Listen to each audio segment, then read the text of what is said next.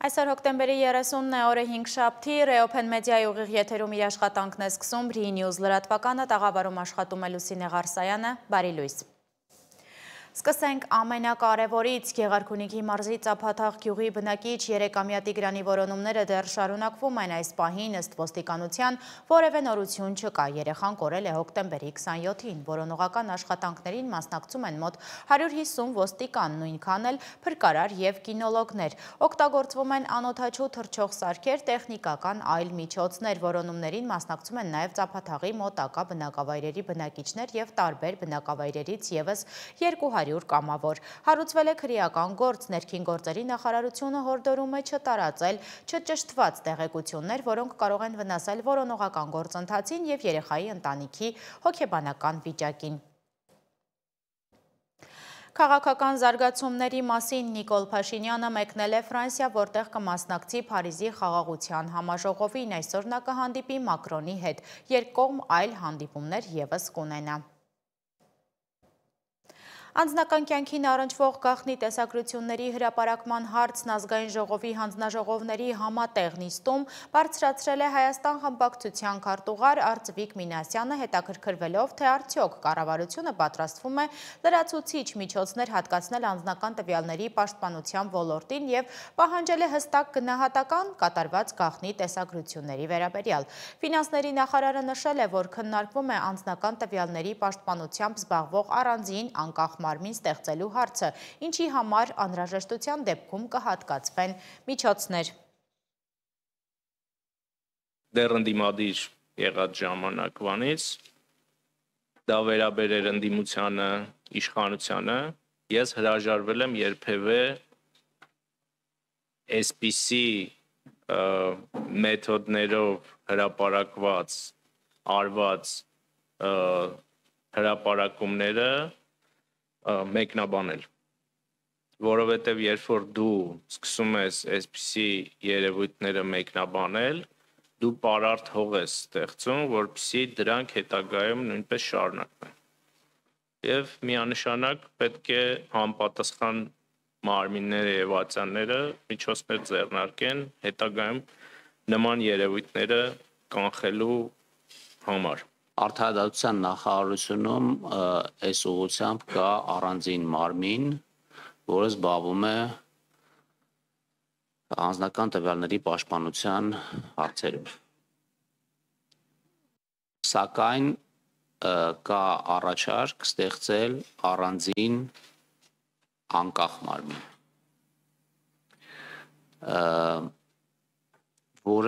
որի հետ կապված առանձին դրույթներ հենց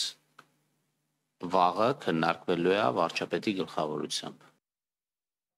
Անցած օրերի ամենաաղմկահարույց ձերբակալությունը Մասիսի քաղաքապետինն էր։ Հանրապետական համայնքապետին դատապարտել են 6 տարի 3 ամիս ժամկետով ազատազրկման դեռ 2018 թվականից եկող մի գործով։ Վճիռ կայացնելու պահին նա երկրում չէր, բայց իմանալով այդ մասին վերադարձել է ու հենց օդանավից դուրս գալուց նրան դիմավորել են ոստիկանները։ Այս ձերբակալությունը շատ խնդրահարույց է ոչ թե պարզապես այն պատճառով, որ երկար ժամկետով ազատազրկման է դատապարտվում ընդդիմադիր գործող համայնքապետ, այլև որովհետև Դավիթ Համբարձումյանը Հանրապետական կուսակցության նախաձեռնած իմպիչմենտի գործընթացում վարչապետի ժամանակավոր թեկնածուն էր ու այս ամենը տեղի է ունենում մի փուլում, երբ բոլորը պատրաստվում են խորհրդարանական ընտրություններին։ Վերջին զարգացումներին անդրադարձել է Սիմոն Հովհաննիսյանը։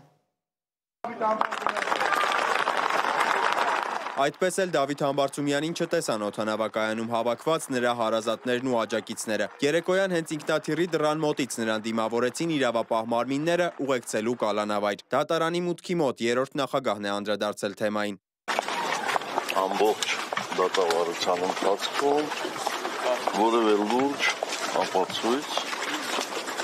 չի ներկայացվել կապված Դավիթի կողմից հանցավոր գործունեության հետ։ Մասիսի համայնքապետ Դավիթ Համբարձումյանի նկատմամբ գործը հարուցվել էր դեռ 2018-ին ցուցարարների հանդեպ բռնություն գործադրելու մեղադրանքով։ Հիմա նա պատիվ ունեմ խմբակցության իմպիչմենտի թեկնածուն է։ Խմբակցության ղեկավար Հայկ Մամիջանյանը նաև դրանով է պայմանավորում թե դատավճռի բնույթը, թե ազատազրկման ժամանակահատվածը։ Այդ գործը քննվում է 7 տարի 18 թվականից մինչ օրս։ Հանկարծակի որոշեցին հիմա վճիռ կայացնել։ Դա մեկ։ Երկրորդ, այդ գործով այլ պատժի ենթարկված մարդիկ չկան։ Այսինքն ինքը կազմակերպիչ չեն փորձում իրան վերագրել, բայց իրականացնող որպես այդպեսին որևէ գործընթացում չի երևում։ Իշխանական պատգամավոր Ալխազ Ղազարյանի կարծիքով էլ դատավարությունները երկար են տևում Հայաստանում, երբեմն նաև հանրության աչքերում խամրեցնելով արդարադատությունը։ Մենք էլ ենք բողոքում, որ օրինակ դատական գործերը բավականին երկար են տևում ու գրեթե բոլոր այսպես բյուջեի քննարկումներին եւ այլն ամեն հնարավոր հարթակով փորձում ենք այնպես անենք օրենքի նախագծերով, որ այդ դատական գործունեությունները ինչը որ նախաքննական փուլն է իր մեջ ներառու դատերը հաճախակի լինեն, պատշաճ ընթացք ունենան եւ ճիշտ ժամանակին ավարտվեն։ Դավիթ Համբարձումյանի աջակիցները չեն ընդունում առաջադրված մեղադրանքը։ Ընտանիքի անդամների հետ կապ հաստատել չստացվեց։ Երեք Զվարթնոցում լրատվամիջոցների հետ խոսել էին, այսօր չցանկացան։ Զվարթնոցում էր նաև պատիվ ունեմ խմբակցության ղեկավար Հայկ Մամիջանյանը, ասում է 10 ավտոբուս ոստիկան է հաշվել այնտեղ։ Քարոզչական ուղեկցումը, որ իրականացնում են այս անգամ ընդ որում Ալեն Սիմոնյանի, Վահագն Ալեքսանյանի մակարդակով, հա, այսինքն երեսփոխանների եւ արժանախագահի աթոռին նստածի մակարդակով, բացարձակ հայտարարություն էր, որովհետև իրանք հրապարակում էին կադրեր, որոնք այս քրեական գործի հետ բացարձակ կապ չունեն, որտեղ Դավիթ Համբարձումյանը չի եղել եւ այլն, այսինքն քարոզչական ասպեկտն էլ անհրաժեշտ հաշվի առնել։ Նոր պաշտպանվելու ձև են գտել, երբ որ մարդն ունի քրեական ինչ-որ հոդված իր վրա, այդ մարդուն առաջադրում են հնարավոր ամենաբարձր պաշտոնին, որ հետո ցույց տան, վայ, հարայ, հասեք, այս մարդուն բանդակյալ է,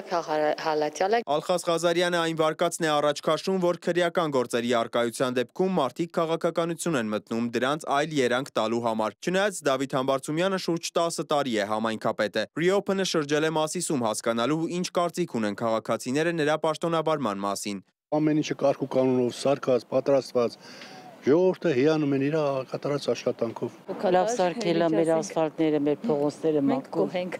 շատ գոհ ենք։ Կուզենք, որ ինքը ազատության մեջ լինի։ Դավիթ Համբարձումյանը այս մեռած Մասիսը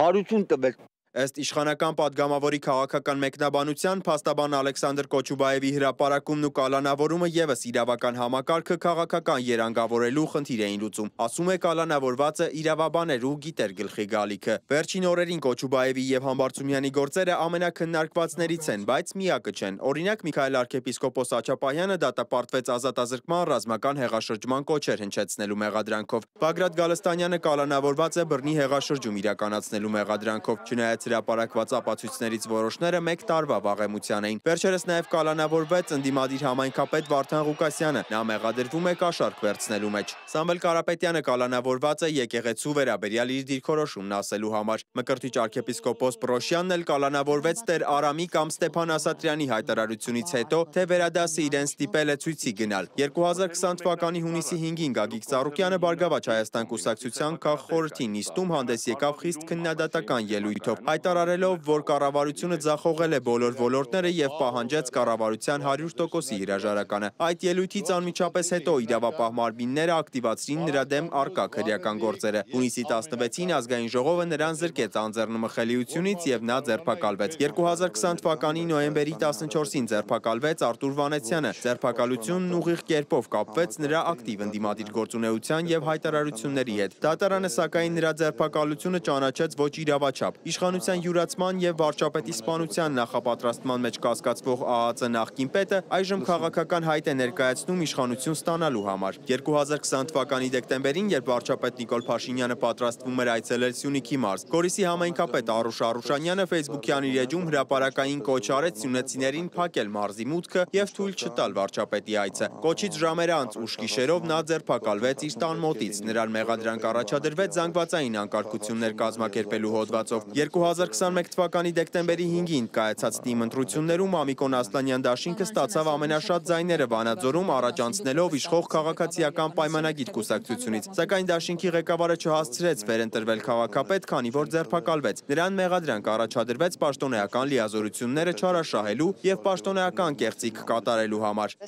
Ընդդիմությունը մի քաղաքականություն է որդեգրել, ում ինչ լինում է, փաթեթավորում են որպես քաղաքական հետապնդում, ցույց տալու համար, որ Հայաստանի Հանրապետությունում կան քաղբանտարկյալներ կամ քաղաքական հալածյալներ։ Սիմոն Հովանիսյան, Աննա Հարությունյան, Վարդան Պողոսյան եւ Գևորգ Սյանոսյան, Reopen Media։ Վերջին շրջանում ընդդիմադիրների ձերբակալությունների մասին եվրոպացի պատվիրակներին են հիշեցրել ազգային ժողովի մոտ կայացած ակցիայի մասնակիցները։ Խորհրդարանում ընթանում է Եվրանեստի խորհրդարանական վեհաժողովը, ազգային ժողովում նախօրեին շատ են խոսել Հայաստանի ու Եվրամիության համատեղ ապագայի մասին, ու իհարկե հետաքրքիր էր հետևելը, թե ինչպես է եվրոպական խորհրդարանի փոխնախագահը Երևանում խոսում ազատության, ժողովրդավարության, մարդու իրավունքների, արժեքների եւ այլնի մասին։ Մյուս կողմից ցուցարարները, որոնք պահանջում էին ուշադրություն դարձնել ընդդիմադիրների ձերբակալություններին ու առհասարակ երկրում կատարվողին։ Ի դեպ, այս Եվրանեստին ադրբեջանցիներ չեն եկել որպես բողոքի նշան, որ եվրոպական որոշ կառույցներ հանդգնել են հիշել էթնիկ զտման ենթարկված արցախցիների իրավունքների մասին։ Վրացիներն էլ շատ զայրացած են եվրոպական կառույցների վրա, նրանց մեղադրելով վրացական ընդդիմությանը բացահայտ աջակցելու մեջ։ Աննա Հարությունյանն է մանրամասնում։ Երևանը դարձել է եվրոպական քաղաքականության կենտրոն։ Ընթանում է Եվրանեստի խորհրդարանական վեհաժողովի 12-րդ լիագումար նիստը։ Ադրբեջանի պատվիրակությունը հրաժարվել է մասնակցությունից, պատճառաբանելով, որ Եվրախորհրդարանի հայտարարությունները հակասում են Ադրբեջանի ինքնիշխանությանը։ Վրաստանի խորհրդարանի խոսնակն իր հերթին նիստը որակել է ֆարս, մեղադրելով Եվրախորհրդարանին վրացական ընդդիմությանը սատարելու մեջ։ Հանձնաժողովի ամբիոնից հնչեցին Հայաստանին ուղղված աջակցության հստակ ուղերձներ, նաև քննադատական խոսքեր։ Այսօր ինչ է տեղի ունենում Հայաստանի քաղաքներում։ Ես այստեղ չեմ եկել դատելու համար։ Ոստիկաններ, որոնք մարդկանց կալանավորում են, եթե նրանք իրենց սոցիալական էջերում կարծիք արտահայտելու համար են կալանավորվել, սա մեթոդ է արդեն։ Մեկ անձի անգամ ժողովրդավարության մեջ չի կարելի բանտարկել։ Օրինակ, գնանք Ստամբուլ, հայկական իշխանությունները պետք է ուշադիր լինեն այս հարցերին, եթե դուք հավակնում եք Եվրամիության երկիր լինել։ Եվրախորհրդարանի փոխնախագահ Յունուս Օմարջին ելույթ ունենալով ԵԽ նախագահ Ռոբերտա Մեցոլայի անունից հայտարարեց Եվրամիությանը անդամակցելու ճանապարհին Հայաստանին աջակցելու պատրաստակամության մասին։ Մեզանից մեկի վրա հարձակումը նշանակում է հարձակում բոլոր նրանց վրա, որոնք հավատում են ազատությանը եւ ժողովրդավարությանը։ Հայաստանի որոշումները, հատկապես վերջերս ընդունվածները, չափազանց կարևոր են։ Հայաստանը պատմական օրենք է ընդունել, որով հստակ եւ հզոր ուղերձ է եղել, հայտարարելով, որ տեսնում է իր ապագան Եվրոպայի կազմում։ Եվրոպական խորհրդարանը պատրաստ է աջակցել Հայաստանին այս պատմական ճանապարհին, եթե որոշեք պաշտոնապես ներկայացնել ձեր թեկնածությունը Եվրամիության անդամակցության համար։ Ազգային ժողովի նախագահ Ալեն Սիմոնյանն իր ելույթում նշեց, որ թեև խաղաղությունն արդեն հաստատված է, մնում են չլուծված հումանիտար խնդիրներ։ Հռչակագրի ընդունումը եւ խաղաղության համաձայնագրի նախաստորագրումը արտահայտում են, որ խաղաղություն արդեն հաստատված է։ Չնայած դրան շարունակում են մնալ չլուծված մի շարք մարդասիրական հարցեր։ Ադրբեջանում պահվող անձանց ռազմագերիների հարցը դերևս լուրջ խնդիր է, որը պետք է լուծում գտնի։ Մեկ այլ կարևոր հումանիտար առաջնահերթություն է բազմաթիվ անհետ կորած անձանց ճակատագրի պարզաբանումը։ Եվրախորհրդարանի պատգամավորների ներկայության առիթով ազգային ժողովի դիմաց հավաքվել են մի խումբ քաղաքացիներ, բողոքելու երկրում քաղբանտարկյալների առկայությունից եւ առատությունից։ Մենք կանգնած ենք այստեղ, պահանջելով ձեր արձագանքը եւ կոնկրետ գործողությունները։ Խնդրում ենք անտարբեր չմնալ։ Այցելեք այն մարդկանց, ովքեր ներկայումս գտնվում են Հայաստանի բանտերում։ Մենք ունենք ավելի քան 15 քաղբանտարկյալ։ Եվրոպացի գործընկերներին կոչ են անում ուշադրություն դարձնել ոչ միայն իշխանության հայտարարություններին, այլև երկրում առկա ներքին խնդիրներին, քաղբանտարկյալների առկայությանը եւ ժողովրդավարության հետընթացին։ Այստեղ եմ, որպեսզի մենք մի հոգով ավել լինենք, որպեսզի այդ Եվրոպայի պատգամավորները, եվրոպացի պատգամավորները տեսնեն, որ մի հոգի ավել է այստեղ կանգնած, քիչ լինենք, թե շատ լինենք, միևնույն է մեր ձայնը թող լսելի լինի։ Եվրոպացի գործընկերներից, եվրոպական կառույցներից, միջազգային կառույցներից, որոնց կանոնադրային նպատակները մարդու իրավունքների եւ ազատությունների երաշխավորումն է եւ դրանց վիճակի վերաբերյալ հսկողություն իրականացնելը, առաջին հերթին ակնկալիքը չկեղծելն է։ Մի կեղծեք այն արժեքները, այն իրականությունը, որի մասը կազմում եք նաեւ դուք։ Իսկ խորհրդարանի ամբիոնից Ալեն Սիմոնյանը հայտարարում էր, որ Հայաստանը շարունակում է իր նախապատրաստական աշխատանքները 2026 թվականին երկու խոշոր միջազգային միջոցառում հյուրընկալելու համար՝ Եվրոպական քաղաքական համաժողովի գագաթնաժողովը եւ ՄԱԿ-ի կենսաբազմազանության համաժողովը։ Աննա Հարությունյան, Open Media։ Հակակոռուպցիոն դատարանից Կոմիտեից Եվրանյուզեյեմին հայտնել են, որ մեղադրանք է ներկայացվել Բյուրեղավայեն համայնքի ղեկավար Հակոբ Բալասանյանին 9 դրվագով պաշտոնեական լիազորությունները չարաշահելու համար քրեական վարույթն առնչվում է ձևական աճուրդների միջոցով հողերի ապօրինի օտարմանը։ Համայնքապետի պաշտոնավարումը կասեցված է։ Ապարանի համայնքապետարանում քննչական գործողություններ են իրականացվել, ձերբակալվել է 9 հոգի, որոնցից 3-ը համայնքապետարանի աշխատակիցներ են։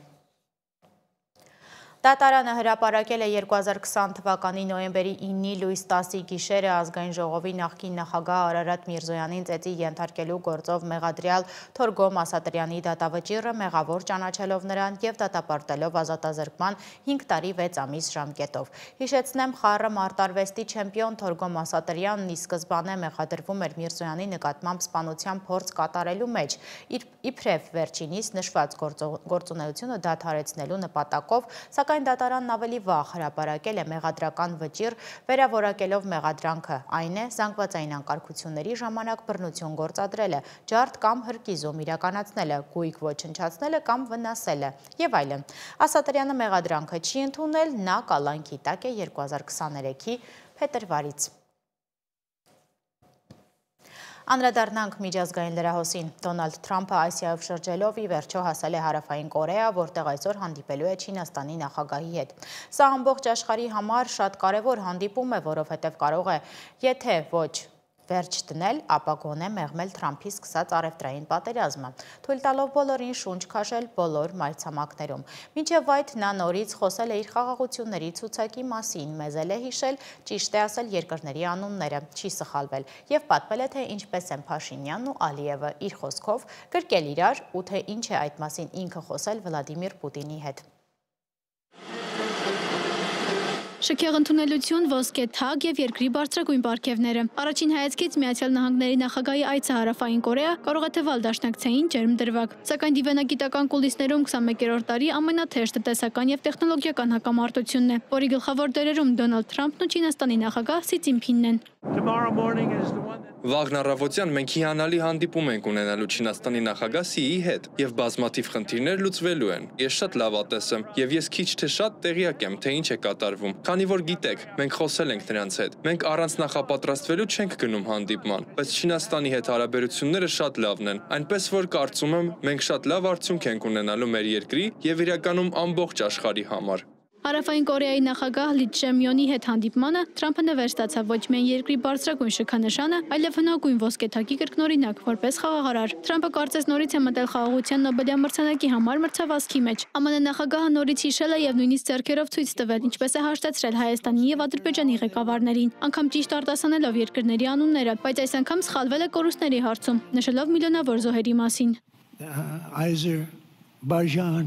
Եթե նայեք Ադրբեջանին, պատերազմը շարունակվում էր կարծում եմ 38 տարի, այնպես չէ, և նախագահ Պուտինը զանգահարեց ինձ ու ասաց. «Զարմանալի է, որ մենք չենք կարողանում այդ պատերազմը կանգնեցնել։ 38 տարի դա շարունակվեց, միլիոնավոր մարդիկ զոհվեցին, և մենք դա արեցինք։ Եվ երկու երկրները եկան Սպիտակ տուն սկսեցին ավելի ու ավելի մոտենալ։ Մեկ ժամ անց նրանք խաղաղության մեջ գրկախառնվում էին»։ Վաշինգտոնը Սեուլից ակնկալում է ոչ թե սիմվոլիկ, այլ իրական ոսկի 350 միլիարդ դոլար ներդրումների տեսքով, որը կորեական կողմը պարտավոր է կատարել, սակայն չի կարողանում համաձայնեցնել դրա կառուցվածքը ու ժամկետները։ Այսպիսով նույնիսկ դաշնակցի հետ հարաբերությունները կառուցվում են տնտեսական ճնշման տրամաբանությամբ։ Թրամփի քաղաքականությունը քայքայում է Կորեայի տնտեսությունը և վերացնում աշխատատեղերը, իսկ նրա մոտեցումը միակողմանի է և հարկադրական։ Մենք կարծում ենք, որ սա խաթարում է մեր ազգային ինքնիշխանությանը, քանի որ այս քաղաքականությունը վնասում է մեր տնտեսությանը և զբաղվածությանը, ուստի մենք ընդդիմանում ենք դրան։ Թրամփը հայտարարել է, որ մտադիր է Սիի հետ քննարկել Nvidia-ի գերժամանակակից Blackwell AI չիպերի վաճառքի հարցը։ Սրանք պարզապես միկրոսխեմաներ չեն, այլ այն ուղեղներն են, որ սնուցում են արհեստական բանականությունը, ռազմական տեխնոլոգիաները, մի խոսքով ապագայի տնտեսությունը։ Կարծիք կա, որ ԱՄՆ սահմանափակելով դրանց արտահանումը Չինաստան, փորձում է դանդաղեցնել իր գլխավոր մրցակցի տեխնոլոգիական առաջընթացը։ Չինաստանի հիմնական զենքը հազվագյուտողային մետաղներն են։ Այդ 17 քիմիական տարրերը, առանց որոնց անհնար է պատկերացնել սմարթֆոնից մինչև F-35 կործանիչի արտադրությունը, գրեթե ամբողջությամբ վերահսկում է Պեկինը։ Արգելափակելով դրանց արտահանումը Չինաստանը կարող է կաթվածահարանել արևմտյան բարձր տեխնոլոգիական արդյունաբերությունը։ Սա Պեկինի պատասխանն է ամերիկյան մաքսատուրքերին եւ տեխնոլոգիական սահմանափակումներին։ Մյուս կողմից արևմուտքի եւ մասնավորապես ԱՄՆ-ի խոցելի կետը միևնույն ժամանակ Չինաստանին զսպող գործոնը Թայվանի սիլիկոնե վահանն է։ Աշխարհի ամենաառաջադեմ միկրոչիպերի ավելի քան 90%-ը արտադրվում է Թայվանում։ Համաշխարհային տնտեսության կախվածությունը թայվանական այս արտադրանքից այնքան մեծ է, որ կղզու վրա Չինաստանի հնարավոր ռազմաշավը կհանգեցնի համաշխարհային տնտեսական կոլապսի, որից կտուժի նաեւ ինքը Չինաստանը։ Այսպիսով միկրոչիպերը դարձել են ոչ միայն տնտեսական, այլև ռազմաքաղաքական զսպման գործիք։ Ինչպես է այս գլոբալ շախմատային պարտիան անդրադառնում հարավային Կովկասի, մասնավորապես Հայաստանի վրա։ Առաջին հայացքից անուղղակիորեն գերտերությունների յուրաքանչյուր քայլ ինչ որ պահի հասնում է բոլորին։ Անի Հովհաննիսյան, Reopen Media։ Ու քանի դեռ Թրամփը Ասիայում է, Հարավային Ամերիկայում բախվում են նրա սկսած մեկ այլ քաղաքականության հետևանքներին։ Միացյալ Նահանգները կոշտ հարվածներ է հասցնում թմրակարտելներին, պայթեցնում թմրանյութեր տեղափոխող նրանց տրանսպորտային միջոցները։ Հարավային Ամերիկայի երկրներին խրախուսում պատերազմներ թմրակարտելների դեմ, եւ ահա Բրազիլիայում որոշել են հենց այդպես էլ վարվել։ Արդյունքում Ռիո դե Ժանեյրոյում իրավապահների ու հանցախմբերի միջև մարտեր են բռնկվել։ Պատվում է Դավիթ Գենջոյանը։ Ռիո դե Ժանեյրոյում ոստիկանական ուժերի և թմրակարտելի բախումների հետևանքով զոհվել է 65 մարդ, որոնցից 4-ը ոստիկան։ Գործողությունն անցկացվել է Ալեման և Պենյա ֆավելաներում 2500 իրավապահների մասնակցությամբ և 32 զրահամեքենայի ներգրավմամբ։ Ոստիկանության թիրախը Կոմանդո Վերմուլյո կարմիր հրամանատարություն հզոր հանցախումբներ։ Նահանգապետ Կլաուդիո Կաստրոն տեղի ունեցածն անվանել է վճռական պայքար թմրահաբեկիչների դեմ։ Այն ավելի մեծ գործողություն է, քան 2010 թվականին իրականացվածը, եւ ցավոք այս անգամ, ինչպես ամբողջ ժամկետի ընթացքում, մենք չունենք զրահապատ տեխնիկայի կամ դաշնային անվտանգության եւ պաշտպանության ուժերի աջակցությունը։ Մենք մենակ ենք այս պայքարում այսօր եւ իրականացնում ենք պատմության մեջ ամենամեծ գործողությունը։ Նման լայնածավալ գործողությունները Ռիո դե Ժանեյրոյի համար սովորական պրակտիկա են։ Իշխանությունները հաճախ են դրանք իրականացնում միջազգային խոշոր իրադարձություններից առաջ, նպատակ ունենալով ցույց տալ, որ քաղաքն անվտանգ է։ Նույնը տեղի է ունեցել նաև 2014 թվականի ֆուտբոլի աշխարհի առաջնության եւ 2016 թվականի օլիմպիական խաղերի նախաշեմին։ Այս վերջին գործողությունները նախորդում էր C40 քաղաքապետերի գագաթնաժողովին եւ COP30 կլիմայի համաժողովի հետ կապված միջոցառումներին։ Սակայն ի տարբերություն նախորդների այս անգամվա գործողությունը զոհերի թվով ամենամահաբերն էր։ Բախումների պատճառով խաթարվել է շուրջ 50 բժշկական եւ կրթական հաստատությունների աշխատանքը։ Հանրային տրանսպորտի շատ երթուղիներ փոփոխվել են մարտադաշտի վերածված փողոցներից խուսափելու համար։ Փողոցներից շատ վիրավորների ոստիկանները հիվանդանոցներ են հասցրել բեռնախցիկում։ Էկվադորում նարկոկարտելների դեմ պայքարը նույնպես թեժ է եղել։ Դուրան քաղաքը դարձել է աշխարհի ամենավտանգավոր վայրերից մեկը, որտեղ 100,000 բնակչի հաշվով տարեկան գրանցվում է 103 սպանություն։ Մի ցուցանիշ, որի համեմատ նույնիսկ Ռիո դե Ժանեյրոյի նահանգի ցուցանիշը չափազանց համեստ է թվում։ Այս հանցավոր ցանցերի տնտեսական հզորությունն այնքան մեծ է, որ ըստ նախագահ Նոբոյի նրանց տարեկան ապօրինի եկամուտը կազմում է շուրջ 30 միլիարդ դոլար, Էկվադորի ՀՆԱ-ի մոտ 1/4-ը։ Հանցաշխարհի որոշ բարձրաստիճան անդամների հեռացումը պարտադիր չէ, որ հանգեցնի թեթևացման, այլ ավելի շուտ կնպաստի այս խմբավորումների մասնատմանն ու հետևաբար տրոհված զինված խմբավորումների միջև պայքարի աճին։ Ռիոյում տեղի ունեցած դաժան գործողությունները եւ Էկվադորի ճգնաժամը ցույց են տալիս, որ հանցավորության դեմ պայքարի երկաթե բռունցքի քաղաքականությունը երբեմն վտանգավոր հետևանքներ է ունենում։ Պարագլուխներին շարքից հանելը ոչ թե վերացրել է հանցախմբերը, այլ մասնատել է դրանց վերածելով ավելի փոքր ու ագրեսիվ խմբերի, որոնք պատերազմում են միմյանց դեմ հանցավոր բուրգի գագաթը հասնելու համար։ Այս ներքին պայքարի հետևանքով սպանությունների թիվը կտրուկ աճել է։ Էկվադորի որոշ քաղաքներ դարձել են ավելի վտանգավոր, քան նույնիսկ Ռիոն։ Բռնության աճին նպաստում է նաև Միացյալ Նահանգների վարած պատերազմ թմրանյութերի դեմ քաղաքականությունը, որը խրախուսում է Լատինական Ամերիկայի երկրներում նման կոշտ գործողությունները, հաճախ անտեսելով թմրանյութերի հսկայական պահանջարկը հենց Միացյալ Նահանգներում, որն էլ սնուցում է այս ամբողջ հանցավոր հսկա եւ վերազգային ցանցը։ Միայն նախորդին Կոլումբիայի եւ Վենեսուելայի մոտ ամերիկյան հրթիռները եւս 6 նավ էին պայթեցրել, որոնք ենթադրաբար թմրանյութեր էին տեղափոխում։ Դավիթ Գենջոյան, Reopen Media։ Ռուսաստանի նախագահ Վլադիմիր Պուտինը Ուկրաինայում պատերազմի վիրավոր մասնակիցների հետ հանդիպմանը հայտարարել է, որ Կուպյանսկում և Կրասնոյար-Մերսկում ռուսական զորքերը շրջափակման մեջ են վերցրել ուկրաինական ուժերին։ Նրա խոսքով Ռուսաստանի զինված ուժերը պատրաստ են դադարեցնել ռազմական գործողությունները այս տարածքներում այնքան ժամանակ, քանի դեռ այնտեղ ներկա են լրատվամիջոցների ներկայացուցիչներ։ Նա ասել է, որ ռուսական զորախմբերի հրամանատարները դեմ չեն, որ թույլատրվի թշնամու շրջափակման գոտիներ մուտք գործել օտարերկրյա և ուկրաինացի լրագրողներին, որպեսզի նրանք սեփական աչքերով տեսնեն, թե ինչ է կատարվում այնտեղ։ Ռուսական բանակի գլխավոր շտաբի պետ Վալերի Գերասիմովի տվյալով Կրասնոյար-Մերսկի և Դիմիտրովի շրջաններում օղակի մեջ են 31 ուկրաինական գումարտակներ։ Պուտինը նաև հայտարարել է, որ Սարմատ հրթիռային համալիրը շուտով կդրվի մարտական հերթապահության։ Աշխարհում Սարմատի նման այլ հրթիռ չկա, ասել է Պուտինը։ Նա նաև հայտնել է, որ նախորդ օրը հաջողությամբ փորձարկվել է միջուկային շարժիչով Պոսեյդոն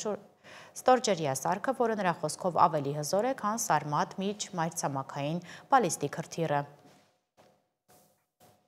Բեռնատարների վարորդների հարցը մնում է օդում կախված։ Ռուսաստանում սկսել են գործել նոր կարգավորումներ, որոնք շատ լուրջ հարված են հասցրել բեռնատարների հայ վարորդներին։ Անցած շաբաթ հարցը բարձրացրվել է ԵԱՏՄ նիստում, խնդրի մասին Ռուսաստանում տեղյակ են, կլուծվի հարցը, թե ոչ կամ երբ ու ինչպես, դեռ անհասկանալի է։ Կառավարության համապատասխան պատասխանատուներն ասում են, որ քայլերը ձեռնարկվում են։ Դրանց մասին է մեր Մերի Դանելյանի ռեպորտաժը։ Հայ բեռնափոխադրող վարորդների խնդիրը մնում է չլուծված։ Ռուսաստանի միգրացիոն օրենքների խստացման հետևանքով տարվա ընթացքում նրանք ոչ թե 180, այլ 90 օր կարող են մնալ դաշնության տարածքում։ Ժամկետը խախտողները կտուգանվեն, անգամ կձերբակալվեն ու կարտաքսվեն երկրից 3-ից 5 տարվա մուտքի արգելքով։ Առայժմ այս հարցի լուծումը միայն ռուսական կողմում է եւ մեր վարորդները շատ լավ հասկանում են դա, բայց մյուս կողմից էլ բոլորս հասկանում ենք, որ սա ինչքան երկար է ձգվում այս խնդրի լուծմանը, հանգուցալուծմանը հասնելը, այնքան խնդիրները շատանում են եւ այնքան բեռնափոխադրման դաշտը էականորեն տուժում է։ Վարորդները պնդում են, որ չեն կարող տեղավորվել 90 օրվա մեջ, որովհետև շատ օրեր են ծախսում լարսում սպասելով։ Նրանք բողոքի ակցիաներ են արել կառավարության դիմաց, նամակներ գրել փոխվարչապետին, հորդորելով ու պահանջելով գործադիրից ռուսական կողմի հետ քննարկումներ անցկացնել, օրենսդրական նոր կարգավորումներն իրենց մասով մեղմելու համար։ Նույնիսկ մի ամբողջ օր միջպետական ճանապարհներ են փակել ի նշան բողոքի։ Կառավարությունից մի քանի անգամ վստահեցրել են, թե բանակցություններ են վարում Ռուսաստանի հետ խնդիրը հարթելու համար։ Հակասում է ԵԱՏՄ կարգավորումներին եւ սա մի թեմա է, որը այս պահին էլ քննարկվում է ռուսաստանյան մեր գործընկերների հետ, ընդ որում մի թեմա է, որը չի վերաբերում միայն Հայաստան-Ռուսաստան հարաբերություններին, այլ նաև վերաբերում Ռուսաստան այլ երկրներ հարաբերություն ԵԱՏՄ մյուս անդամներին։ Ավելի վաղ էկոնոմիկայի նախարար Պապոյանն է հայտարարել, թե ռուսաստանյան գործընկերները համաձայնել են մտահոգությունների հետ եւ արդեն իսկ օրենսդրական նախաձեռնություն են դրել ներքին շրջանառության մեջ։ Դրան հաջորդել է Ռուսաստանի արտաքին քաղաքական գերատեսչության պաշտոնական ներկայացուցիչ Զախարովայի հայտարարությունը, ըստ որի Ռուսաստանը հանձնառու է արագ լուծելու բարձրացված խնդիրը։ Փոխվարչապետ Մահեր Գրիգորյանն էլ Եվրասիական տնտեսական խորհրդի նիստին է խոսել սրա մասին։ Արդյոք գոհացնում են վարորդներին կառավարության այս քայլերն ու հայտարարությունները։ Օրենքի հենց այս դրույթը, որը վերաբերվում է նաև մեր քաղաքացիներին, առավել եւս բեռնափոխադրողներին, ինքը խախտում է եւ իմ նշած կոնվենցիան, Չիկագոյի եւ ԵԱՏՄ համաձայնագիրը, ԵԱՏՄ պայմանագիրը։ Վարորդներից մեկը եւս վստահեցրեց, այս պահին սպասման փուլում են, հույսով, որ շուտով հարցը կլուծվի։ Մենք հարց ու պատասխան չունենք հիմա։ Հա, այսինքն էլ բողոք չունեք, խնդիրը լուծված է։ Բողոքի հարցը չի։ Մենք պատասխանը ստանանք, որ իմանանք ինչ ենք անում։ Իդեպ այս ֆոնին Ռուսաստանի փոխվարչապետ Ալեքսեյ Օվերչուկն է հայտարարել, որ Ադրբեջանը հաստատել է դեպի Հայաստան գնացող ռուսական ապրանքները եւս թույլ կտա անցկացնել իր տարածքով։ Վարչապետ Փաշինյանն էլ հենց այս շաբաթ էր ասել, որ Հայաստանը պատրաստ է իր տարածքով ապահովել բեռնատարների տարանցումը Թուրքիայից Ադրբեջան եւ հակառակ ուղղությամբ։ Մերի Դանիելյան, Էդգար Գուլոյան, Reopen Media։ Տաշիր ընկերությունների խմբի փոխնախագահ մեր ձևով շարժման համակարգող Նարեկ Կարապետյանը հայտարարել է, որ հունիսի սկզբին, երբ դեռ հայտնի իրադարձությունները տեղի չէին ունեցել, այսինքն երբ դեռ Սամվել Կարապետյանը չէր եկել աջակցություն հայտնել եկեղեցուն եւ հեծը չէր ազգայնացվել, իրենք առաջարկել են իջեցնել հոսանքի գինը, բայց մերժում են ստացել։ Մենք կապվել ենք հանրային ծառայությունները կարգավորող հանձնաժողովի հետ, որ հասկանանք ինչու։ Եթե հնարավոր էր հոսանքը էժանացնել, ինչու դա չի արվել։ Եկեք տեսնենք բոլոր կողմերի փաստարկները ու փորձենք հասկանալ, ինչ է կատարվել։ Մոնիկա Հայրոյանն է պատմում։ Հոսանքի գինը չի իջնի։ Հանրային ծառայությունները կարգավորող հանձնաժողովը մերժել է առաջարկը։ 5 ամիս առաջ հունիսի 6-ին մենք հեծի անունից դիմել ենք հանրային ծառայությունները կարգավորող հանձնաժողովի նախագահին, հոսանքի գինի իջեցնելու առաջարկով 3.6 միլիարդ դրամի չափով, քանի որ համակարգի խնայողությունների եւ կորուստների նվազ լինելու արդյունքում առաջացել էր դրական հաշվեկշիռ։ Մենք կապվեցինք ՀՑԿՀ-ի հետ, պարզելու թե ինչու է մերժվել առաջարկը։ Էլեկտրաէներգետիկական համակարգում կայուն սակագնային քաղաքականություն ապահովելու համար անհրաժեշտ է վերանայել ամբողջ տարվա կտրվածքով։ Իսկ Հայաստանի Էլեկտրացանցեր ընկերությունը դիմել էր հանձնաժողովին գրությամբ եւ առաջարկել էր փոփոխություն կատարել 6 ամսյա կտրվածքով վերանայել հեծի սակագների հաշվարկը։ Հեծի նախկին գլխավոր տնօրենի պաշտոնակատար Դավիթ Ղազինյանը համաձայն չէ այս տեսակետին։ Նրա խոսքով ՀՑԿՀ-ի պատասխանը փաստացի զրոյական է եղել, իսկ քննարկվող առաջարկը արվել է դեռ Սամվել Կարապետյանի ձերբակալությունից առաջ։ Իսկ սակագինի իջեցնելու գործընթացի ձգձգելու պատճառը նոյեմբերի 18-ին լիցենզիայի ձրկելն է։ Ինչ որ իրենց մտքում ունենալով այսպիսի սցենար, որպեսզի իրենք փորձեն դա անել եւ վերագրել իրենց, կամ երկրորդը եղած գումարով կարողանան ընդամենը զսպել սակագնի աճը։ Գնիչեցման հարցում հեծի նախկին ղեկավարները չեն նահանջում։ Վաղը մենք մի անգամ էլ կդիմենք հանրային ծառայությունները կարգավորող հանձնաժողովին, գցելով նրանց այսօրվա հայտարարությունը եւ կպահանջենք կատարել մեր գրավոր առաջարկը եւ իջեցնել էլեկտրաէներգիայի սակագինը, ինչպես իրենք են նշել վերեմեջ բերված հայտարարության մեջ, իջեցրու սակագինը պարոն Մեսրոպյան։ Հոսանքի սակագինը կարող էր նվազել շուրջ 1 դրամով, եթե ընդունվեր հեծի առաջարկը։ Տվյալները ցույց են տալիս, որ համակարգում ձևավորված հաշվեկշռի շեղումը հասնում է ավելի քան 6 միլիարդ դրամի։ Առաջին նամակում հանձնաժողովի նախագահը նշում է, որ ձեզ մոտ 3.6 միլիարդ է, բայց ընդհանուր համակարգում 8.8 միլիարդ է։ Այսինքն, եթե նույն 6 ամսվա շարունակականով գնանք, մոտավորապես 18 միլիարդի կարգի, 17.6 միլիարդ այսպես խնայողություն է լինում։ Ըստ էներգետիկ ոլորտի փորձագետ Վահեդ Ավցյանի, Հայաստանում ներկայությամբ չափազանց բարդ է էլեկտրաէներգիայի սակագնի իջեցումը, քանի որ նախ ունի ավելցուկային հզորություններ եւ արտահանման լուրջ սահմանափակումներ։ Այդ ամբողջ համակարգը ապահովելու համար, որպեսզի այն ունենա բարձր օգտակար գործողության գործակից, այդ համակարգը պետք է ավելի շատ արտադրի, բայց քանի որ սպառումը քիչ է, արտահանումը սահմանափակ է, արտադրանքը հետևաբար ՕԳԳ-ն համակարգի ցածր է, բայց համակարգի անվտանգությունը, մոդեռնիզացիան պետք է ապահովել։ Այդ ապահովումը ուրեմն հավուր պատշաճի իրականացնելու համար ներգրավում են միջազգային վարկեր, որոնք առ այսօր շարունակում են ներգրավել։ Վարկային միջոցներ, որոնց սպասարկումը ստեղծված կոնֆիգուրացիայում հնարավոր է դառնում բացառապես սակագների բարձրացման միջոցով։ Վահեդ Ավցյանը նշում է, Հայաստանի տնտեսությունը խարսխված է ոչ այնքան էներգատար հզորությունների վրա, 50-ից ավելին առևտուրն ու ծառայություններն են։ Մոդեռնիզացվեց հայկական ատոմային էլեկտրակայանի 2-րդ էներգաբլոկը եւ դրան ուղղվեց մի քանի տարի առաջ պետական բյուջեից վարկ 60 միլիարդ դրամի չափով։ Աշխատանքները ավարտված են, ԱԵԿ-ը գործում է, 2-րդ բլոկը գործում է։ Սակագնի վրա, որը մենք վճարում ենք այսօր, թե տնտեսվարողները, թե ուրեմն շարքային սպառողները, դա ուրեմն ունեցավ 2.5 դրամի չափով ծանրաբեռնվածություն, այսինքն պարզ ասած սակագինը բարձրացավ 2.5 դրամով։ Այդ վարկը ատոմակայանի մոդեռնիզացման ուղղված վարկը սպասարկելու նպատակով։ Ըստ փորձագետի ժամանակն է փոխել տրամաբանությունը, անցնելով սպառողական տնտեսությունից դեպի արտադրական մոդել։ Արդյունաբերության զարգացումն ու էներգետիկ դիվանագիտությունը Վրաստանի եւ Իրանի ուղղությամբ կարող են բարձրացնել համակարգի արդյունավետությունը եւ իջեցնել սակագինը։ Մոնիկա Հայրոյան, Ստեփան Տիգրանյան, Reopen Media։ Եվ վերջում եղանակի մասին հանրապետության զգալի մասում այսօր գիշերը սպասվում են տեղումներ, լեռնային շրջաններում թաց-ձյան, հովտային շրջաններում անձրևի տեսքով։ Առանձին վայրերում տեղումները կլինեն հորդարատ։ Այսօր ցերեկը եւ վաղը նոյեմբերի 1-ից 3-ը սպասվում է առանց տեղումների եղանակ, օդի ջերմաստիճանը կնվազի 6-ից 9 աստիճանով, նոյեմբերի 1-ից 3-ը աստիճանաբար կբարձրանա 2-ից 4 նիշով։ Այս ժամի համար նախատեսել էինք այսքանը, մեր հաջորդ թողարկումը ժամը 13-ին, ես ձեզ հրաժեշտ եմ տալիս, բարի նոց ձեզ։